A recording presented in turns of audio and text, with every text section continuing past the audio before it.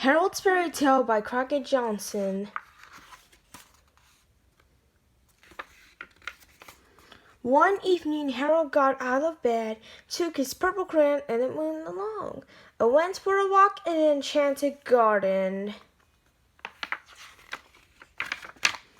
Nothing grew on it.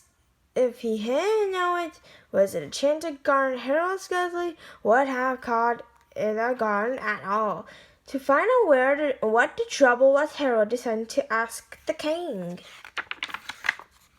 Kings live in large castles. Harold had to make sure the castle was big enough to be the king's. He didn't want to waste time talking to princesses or earls or dukes. This was a king's castle, all right. It had tall towers, bigger, and a big drawgate to keep out people the king didn't want to see. But when the drawgate was drawn close, it kicked Harold out too. Harold shouted for the king to come down. I'll let him in, but the gate didn't open. He walked along the edge of an enchanted garden beside the smooth wall of the castle until he thought of his purple crayon. A person smaller than a very small mouse would be able to get in. Without even batting, he walked into a very small mouse hole. He walked through the mouse hole into the castle. He invited the mouse into, but the mouse preferred to stay outside. As he gazed around inside the big castle, Harold felt very tiny.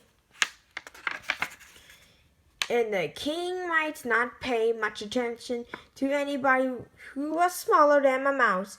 So Harold used his purple crayon again. He made sure he was as tall as 4 and a half steps of stairs. His usual height. Then he climbed up the stairs looking for the king. He went up and up and up until he got so tired he couldn't climb another step. Luckily, there were no more steps. He had reached the top. He still couldn't find the king, but he remembered kings sat on thrones. The king's throne looked very comfortable.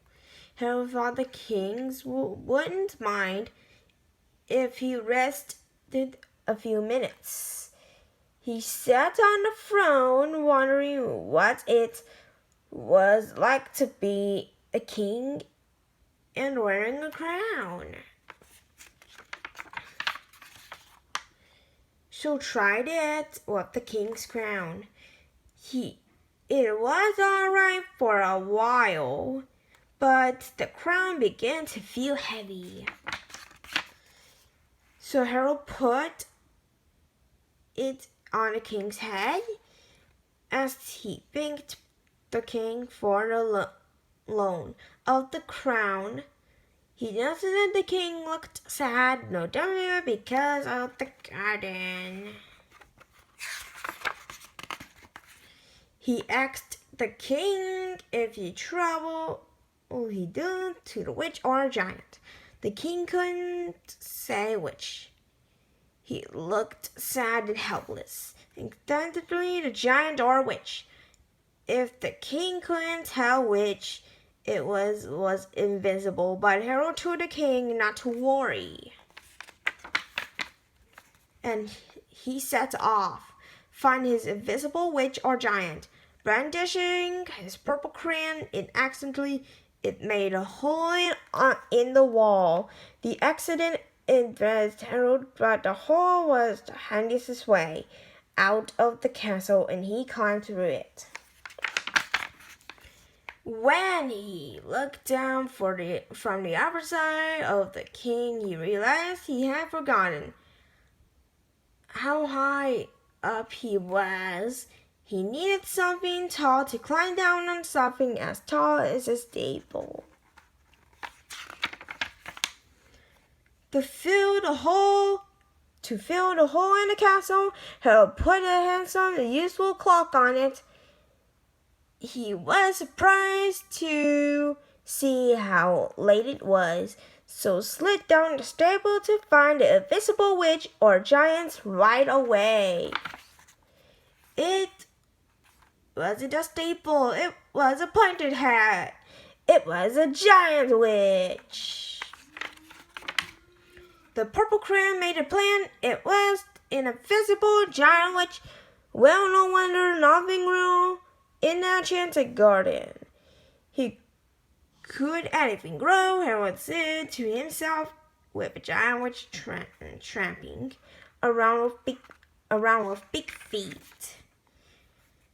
Now that he saw what the trouble was, all Harold had to do was drive the witch out of the enchanted garden. Mosquitoes, Harold knew will drive anybody out of a garden. The mosquitoes drove out the witch. They also were driving Harold out of the garden. He had to make smoke to get rid of the mosquitoes. If he had once heard somebody say that where there's smoke, it must be fire to put out the fire. He first thought of fire engines, but he decided to make it rain. Rain was easier. The rain soaked everything. Harold too, but he said it's good for the flowers. He was right. Soon there were flowers. Beautiful flowers popped up all over the enchanted garden, more than Harold was able to count. All in a good joyous bloom. Harold thought he delighted and happy the king would be when he looked out for the castle in the morning.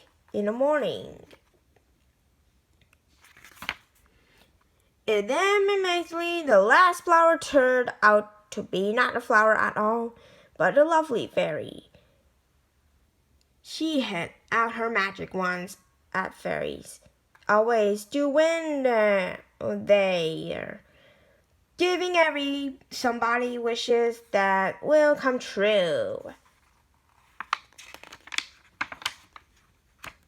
Harold couldn't think of the king to wish for, but to be polite. He took one wish and took the fairy. He'd use it later. Besides, Harold thought as he started on his long walk home, a wish might come in handy sometime.